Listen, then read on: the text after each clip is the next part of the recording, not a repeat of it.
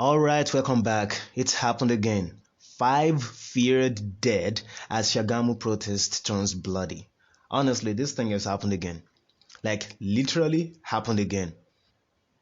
Now, if you've not heard about what happened, basically about the Sars people shooting down a footballer, claiming that he's a Yahoo boy and all of that.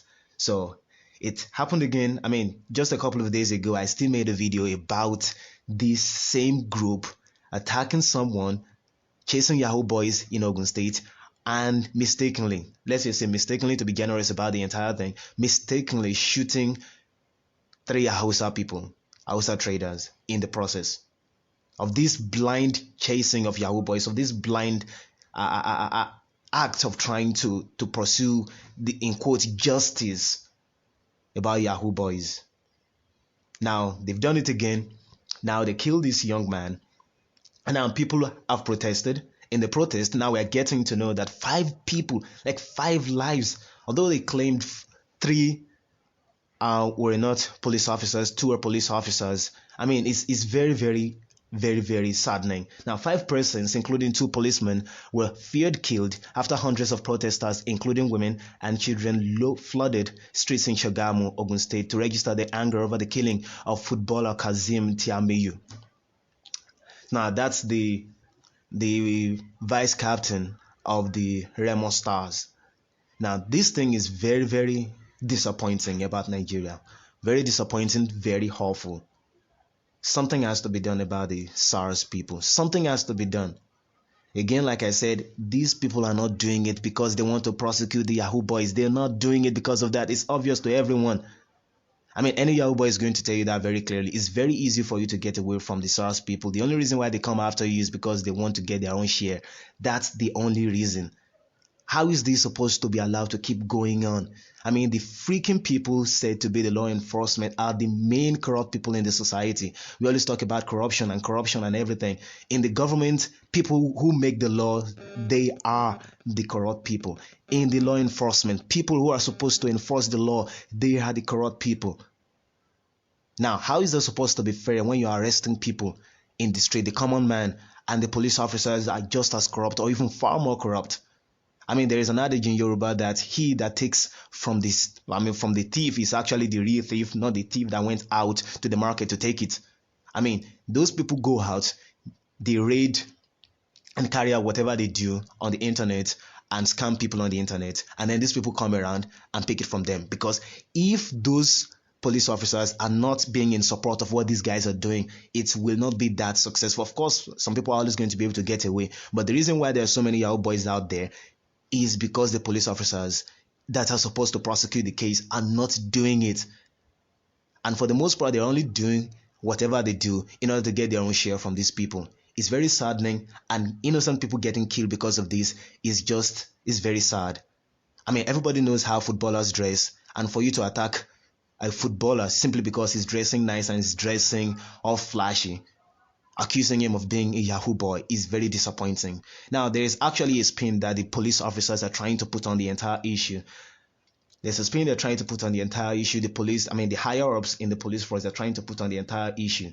Now, in this place, they said that the police spokesperson said the young man whose identity he did not disclose was accused of always kitting himself in full military uniform to harness and intimidate unsuspecting members of the public in Sagamu, which prompted the police inspector attached to the State Criminal Investigation and Intelligence Department (SCIID) Abeokuta to storm Sagamu alone and effected his arrest. But while he was being taken to Abeokuta, the vehicle developed fault and had to park it by the roadside. He explained that while the faulty car was being fixed, the suspect jumped out of the car and tried to run across the road. But a speeding vehicle, like magically, a speeding vehicle appeared.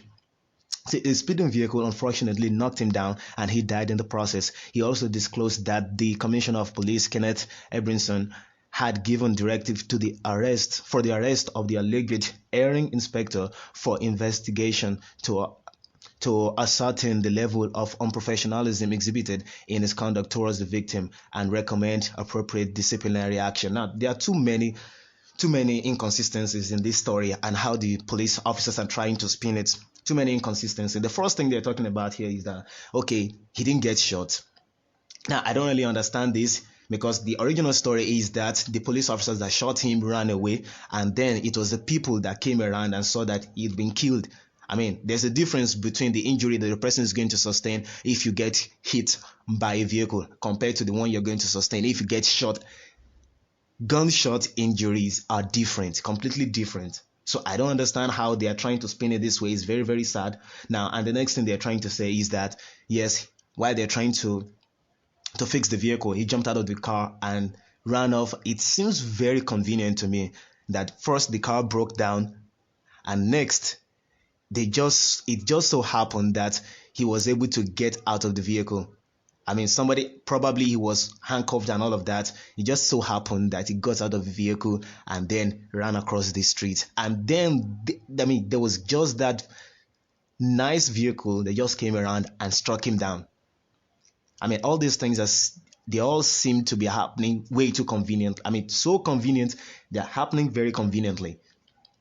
So I don't believe any of this story. I believe it's bullcrap, it's bullshit, it's absolute nonsense. They're just trying to put a spin on the entire story.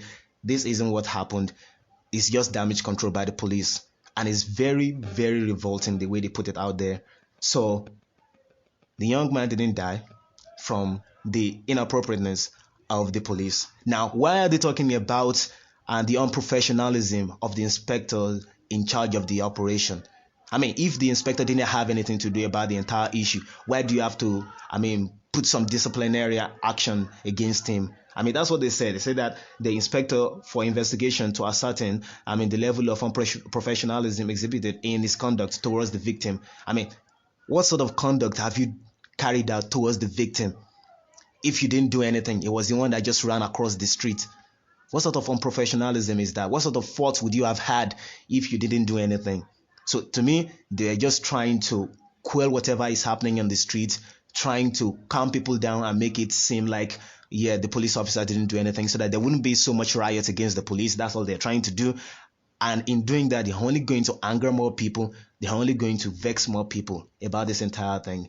And then you have 5 people getting killed in the process of the riot that followed after this entire stupid, unwarranted, avoidable, crazy nonsense. Anyway, I'll be seeing you guys next time. And please make sure you subscribe, and see you guys in the next video.